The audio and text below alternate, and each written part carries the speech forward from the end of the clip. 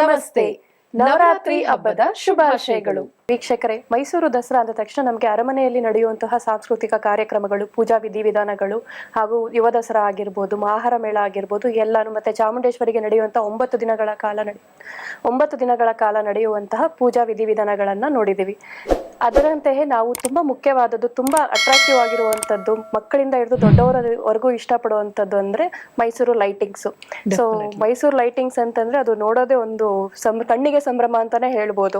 So ಮೈಸೂರಿನ ಎಲ್ಲ ಗಲ್ಲಿಗಳಲ್ಲೂ ಸಹ ದೀಪಗಳಿಂದ ಅಲಂಕಾರ ಮಾಡಿರ್ತಾರೆ. ಸೊ ಆ ವೆಲ್ಕಮ್ ಬೋರ್ಡ್ ಆಗಿರ್ಬೋದು, ಲೈಕ್ ವೆಲ್ಕಮ್ ಸಹ ನಾವು ಲೈಟ್ ಅಲ್ಲೇ ನೋಡ್ಬೋದು, ಸುಸ್ವಾಗತ ಅಂತ. ಸೊ ಒಂದೊಂದು ಸರ್ಕಲ್ ಆಗಿರ್ಬೋದು, ಪ್ರತಿಯೊಂದು ಗೌರ್ಮೆಂಟ್ ಬಿಲ್ಡಿಂಗ್ಸ್ ಗಳಾಗಿರ್ಬೋದು, ಇಡೀ ಊರೇ ಹಬ್ಬದ ಸಂಭ್ರಮದಲ್ಲಿ ತೊಡಗಿರುತ್ತೆ. ಸೊ ಈ ದೀಪ ಅಲಂಕಾರದ ದೃಶ್ಯನ ನೋಡ್ಕೊಂಡ್ ಬರೋಣವಾ?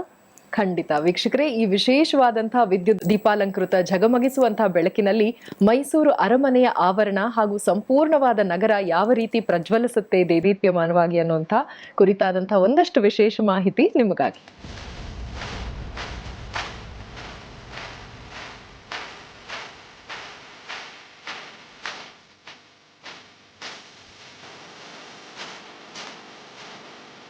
ಈ ಬಾರಿ ಮೈಸೂರು ದಸರಾ ಸಮಯದಲ್ಲಿ ವಿದ್ಯುತ್ ದೀಪದ ಅಲಂಕಾರ ಹೇಗಿರಲಿದೆ ಎನ್ನುವುದನ್ನ ನೋಡುವುದಾದರೆ 124 ಕಿಲೋಮೀಟರ್ ರಸ್ತೆ ಹಾಗೂ 96 ವೃತ್ತ ಹಾಗೂ ನಗರದಾದ್ಯಂತ ಸುಮಾರು 30 ಬೃಹತ್ ಕಲಾಕೃತಿಗಳನ್ನು ನಿರ್ಮಾಣ ಮಾಡಲು ತೀರ್ಮಾನಿಸಲಾಗಿದೆ. ದೇವಾನುದೇವತೆಗಳು ಸೇರಿದಂತೆ ಮೈಸೂರು ಮಹಾರಾಜರು ಸೇರಿದಂತೆ ಹಲವು ಮಹನೀಯರನ್ನು ವಿದ್ಯುತ್ ದೀಪದಲ್ಲಿಯೇ ಸೃಷ್ಟಿಸಿ ಜನರ ಮುಂದೆ ವಿರಾಜಿಸುವಂತೆ ಮಾಡಲಾಗುತ್ತಿದೆ.